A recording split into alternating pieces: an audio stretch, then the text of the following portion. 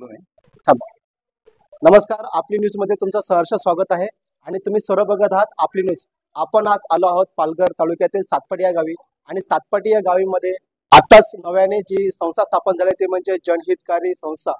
तर ह्यांच्या वतीने हा दुसरा कार्यक्रम आहे. पहिला कार्यक्रम त्यांनी आता रिसेंटली केला होता, जो पावसाळ्यामध्ये वृक्षारोपणचा कार्यक्रम खूप मोठ्या उत्साहाने आनंदाने आपल्या गावामध्ये आणि तसंच पंचायत कृषीमध्ये खूप मोठा कार्यक्रम केला आणि अत्यंत त्यांच्या जो अजेंडा मधला सर्वात महत्वाचा विषय होता तो म्हणजेच मनुष्याच्या जीवन गणनेचा हेल्थचा विषय, जो आरोग्याचा विषय आहे, त्याच्यामध्ये सर्वात महत्वाचं म्हणजे हृदयविकार. आणि या हृदयविकार होण्याचे अत्यंत खूप छोट्या छोट्या कारण असतात, परंतु आपल्याला त्या गोष्टी दिवसभरामध्ये दिनचर्यामध्ये समजत नसतात. आपण आपल्या धावपळीच्या जीवनामध्ये असल्या कारणाने आपण आपल्या स्वतःची काळजी कशी घ्यावी, हृदयविकार होत असेल किंवा जे काही हार्टचे काही इश्यू असतात, तर त्याबद्दल एक ज्येष्ठ आपल्याकडे डॉक्टर सुद्धा त्यांनी सुद्धा चांगल्या पद्धतीने या ठिकाणी मार्गदर्शन केलं.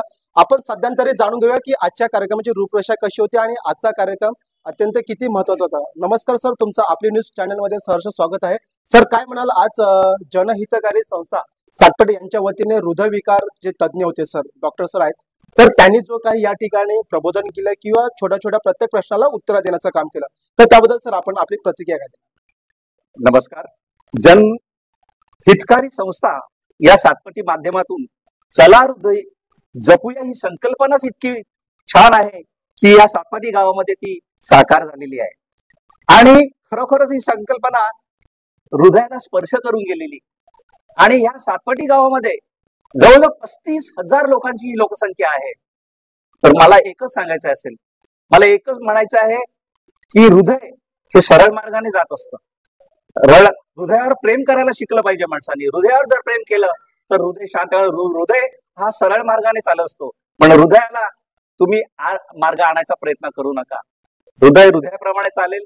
आणि आजचा हा जो कार्यक्रम जो झालेला आहे त्याच्या अध्यक्षाचं याचं श्रेय मी प्रणय चौधरी याच्या जनहिताचे जे अध्यक्ष आहेत त्यांना देतो. आणि आज ज्या पद्धतीने डॉक्टर साहेबांनी जे गायडन्स केलेलं आहे, ज्या पद्धतीने त्यांनी म्हणजे सखोल आम्हाला माहिती पुरवली, त्यांच्याबद्दल मी त्यांचे आभार मानतो.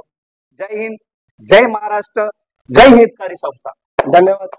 म्हणजे या ठिकाणी जनहितकारी संस्थेच्या माध्यमातून एकच एक मेसेज या पूर्ण पंचक्रोशीमध्ये दिला आहे. जर तुमचं आयुष्य चांगलं ठेवायचं असेल तर हृदयाला जपा, आणि जर तुमचं हृदय चांगलं असेल तर तुमचं पुढील आयुष्य हे सुजलाम आणि सुफलाम असेल. अत्यंत थँक्यू सो मच. खूप अत्यंत उपयुक्त माहिती तुम्ही या ठिकाणी दिल्याबद्दल.